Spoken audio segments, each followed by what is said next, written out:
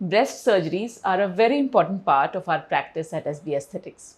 Now, be it implants or breast lift or breast reduction surgery, there are various misconceptions that patients come up with.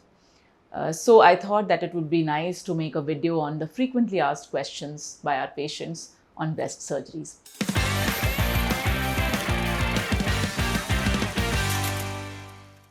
I am Dr. Shilpi Bhadani. I am a plastic and aesthetic surgeon at SB Aesthetics, Gurgaon, India. The first point that I'd like to discuss, and it's most commonly asked by our patients, is, Doctor, how much pain will I have when I have my breast surgery? Now, when you consider implants, so in breast implants, you can well imagine that there is a silicone implant that we are putting under the breast and it's going to expand the volume. So obviously there will be some stretch from the procedure, but this stretch does not last very long and the body gets adjusted to it quickly. So you can assume that the first downtime that can be slightly discomforting would be roughly about a week's time. When we are considering breast reduction or breast lift surgeries, now in these, again, the pain component is not so much because there is not a lot of stretch or pull sensation. But yes, there can be minor soreness from the procedure. And not a lot of patients will come and tell me that, Doctor, I had a lot of pain undergoing my breast lift or breast reduction surgery. The second important point that patients usually ask is, what about breastfeeding, doctor? Can I breastfeed my baby after I have had my breast surgery? So when you're considering an implant surgery, of course, you can feed your baby as usual, as normal. So there is no interruption with feeding, and that is why I also choose to do it via the inframammary scar. So when we put a scar under the breast for placing an implant, it's the most hidden and most well settled scar that we get after an implant surgery. And there's no issue with breastfeeding after an implant surgery. When we are considering breast reduction or breast lift, now in reduction, you can well imagine that a part of the breast is being removed for reduction.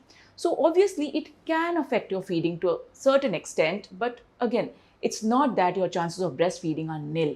And that is why a lot of young girls, young women, even before they've had their baby, they come to me for breast reduction surgery. They say that this burden of heavy breasts that they've been carrying for years is just too much to wait for a baby to come, and then they breastfeed and then they decide for a breast reduction surgery. See, it's about lifestyle. It's about what you choose to do. So obviously you can wait until you've had your baby, you've breastfed the baby, and then you can come for a lift or a reduction, but you can very well have it earlier. The other point that I would like to discuss is what about scarring? Now, of course, many women are scared of the scarring that breast surgeries will leave. When we are talking about scars, I've made a video about scars also, and not all scars are bad. Scars, especially in the breast, settle very well until and unless you have a tendency of a hypertrophic scar or a keloid, which of course they also can be treated. And we've treated women who have tendency for keloid, and we've treated them after their breast surgeries, and they've had an acceptable scar. Now, usually breast scars, they settle beautifully, they settle very well and literally not visible after a year or so. But yes, you will need to take care of them. When we're talking about scars, I'd just like to mention briefly that in implants, we put roughly about a 3.5 to 4 centimeter scar under the breast.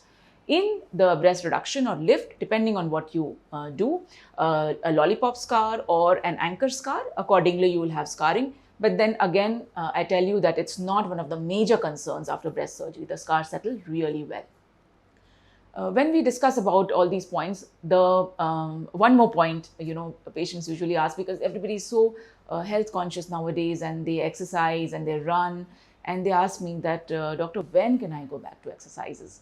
So as a rough idea, I like to tell you that 2 months, you can say that you can go back to starting your exercise. Walking and all, of course, can be begun earlier. But when you talk about heavy exercises, perhaps a time frame of about 3 months, 4 months, sometimes 6 months is good to wait before you start actually very heavy exercise or weightlifting and all. But yes, you can definitely go back to exercising the way you used to do before your breast surgery. You can very well exercise in the same manner after your breast surgery also. Another point that patients usually ask is, and sometimes what happens is patients come to me and say that, yeah, we've come for this surgery, but we've had the implants done 15 years back. Now we want just a lift. Nothing to do with the implants. We want the implants to be left where they are. I always tell the patients that it's wrong information that you think that implants last a lifetime. They don't.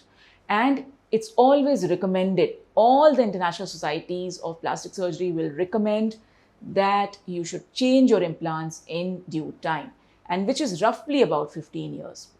When you change your implant in time, the complications from the implants are much, much, much lower. So you must be educated about when to change your implants, and definitely your implants will need a change. And it's a simple process. It's not as tedious as you had it when you had it, because the pocket needed to be created in the first phase. The pocket is already there. We just need to change the implants. And perhaps if you really want a lift, then we can do a lift also along with it.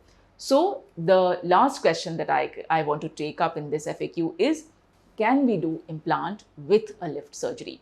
Yes, we very well can. But you must understand that when we are doing a lift or a reduction, so reduction with implant, of course, we don't do, because these women have come for reducing the breasts and generally implants are not preferred. But when we are considering saggy breasts, low volume breasts, what happens is that when we're doing a lift, see, we are trying to lift the breast. We are trying to shrink the envelope of the breast. And in an implant, what we need to do, we need to expand the volume. So obviously implant is about shape and volume, and lift is about lifting your nipples in a upward direction and also taking away a little bit of tissue that is hanging down. But these are opposing forces. The lift is shrinking, the implant is expanding. So obviously there has to be a balance between the two. Otherwise you end up with bad scarring. And that is why we choose our patients very wisely when we need to do an implant surgery with a lift. But yes, there are patients who need it because their breasts are too saggy, and if we do implants in very saggy breasts, if we do it under the muscle, then the implants look too up and the breasts look down. If we are doing under the gland, then what happens that the breasts still continue to look saggy although they gain volume.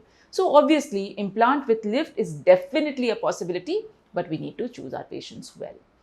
So I hope that I've been able to clear some of the misconceptions that you have regarding an implant or breast reduction or breast lift. However, if you have more questions, you're most welcome to write them to me and I shall be very happy to answer them. Thank you for subscribing to our channel, SB Aesthetics, and we do have another channel by the name of SB Trichology. Do subscribe to that also, and we post very good information about hair transplant and generally hair care and hair loss, hair fall, whatever you're dealing with. You can find the information on our channel. So thank you so much. Hope you liked the video.